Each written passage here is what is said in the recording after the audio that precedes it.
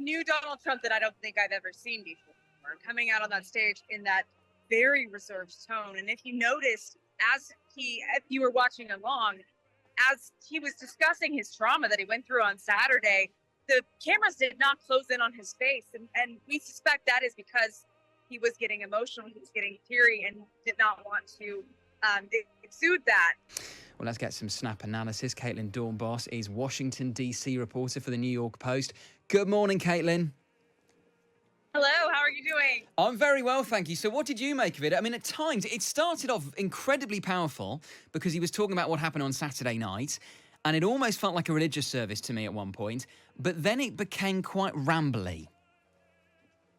Yes, I mean, I think that's fair to say, but this was a new Donald Trump that I don't think I've ever seen before, coming out on that stage in that very reserved tone. And if you noticed, if you were watching along, as he was discussing his trauma that he went through on Saturday, the cameras did not close in on his face. And we suspect that is because he was getting emotional, he was getting teary, and did not want to exude that as a position of weakness. But of course, I mean, what a trauma he had to go through there.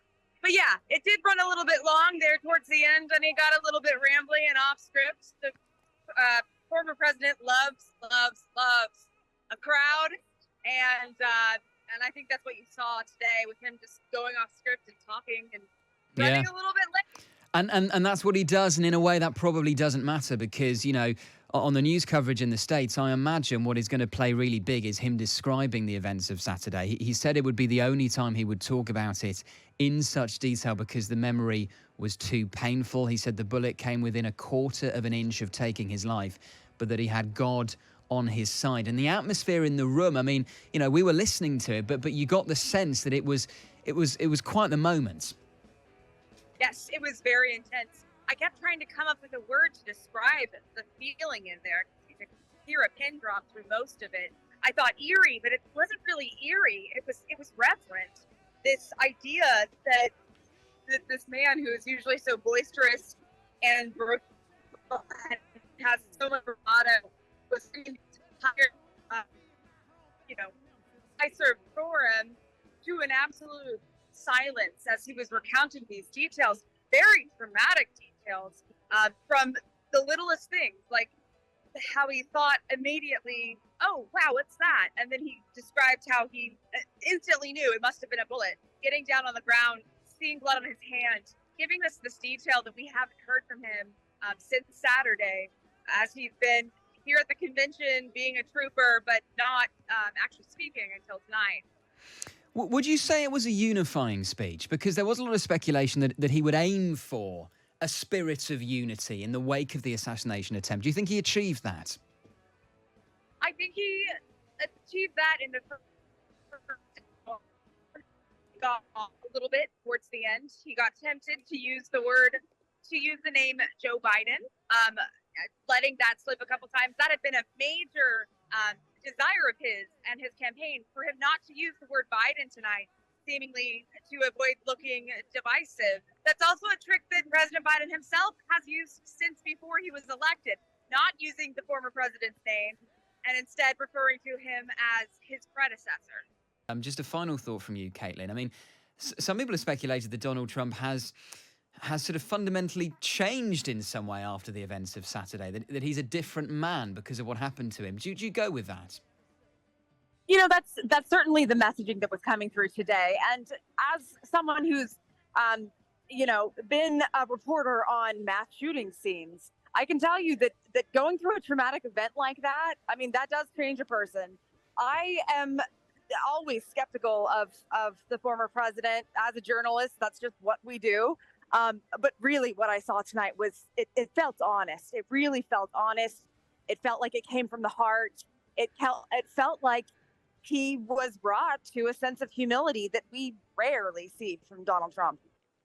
Caitlin, really appreciate your time. Thank you so much. Caitlin Doornbos there, Washington, D.C. reporter for the New York Post. For the rest of my life, I will be grateful for the love shown by that giant audience of patriots that stood bravely on that fateful evening in Pennsylvania.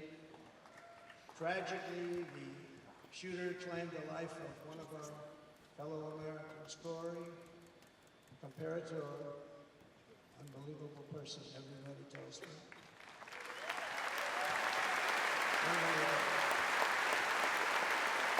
And seriously wounded. Two other great warriors. Spoke to them today. David Dutch and James Copenhagen. Two great people. I also spoke to all three families of these tremendous people.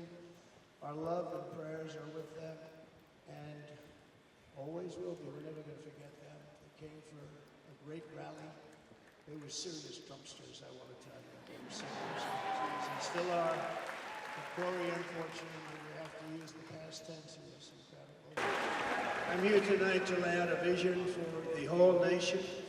To every citizen, whether you're a young, old man or woman, Democrat, Republican, or independent, black or white, Asian or Hispanic, I extend to you a hand of loyalty and of friendship.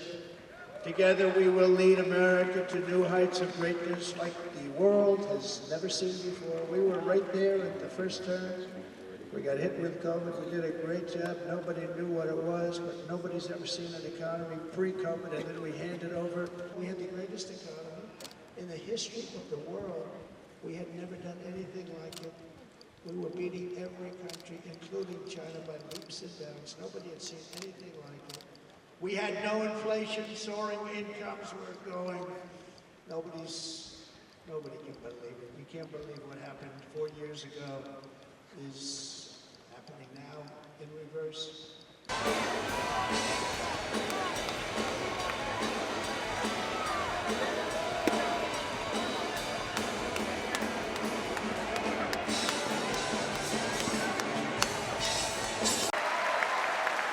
Behind me and to the right was a large screen that was displaying a chart of border crossings under my leadership.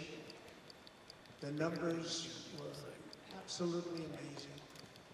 In order to see the chart, I started to, like this, turn to my right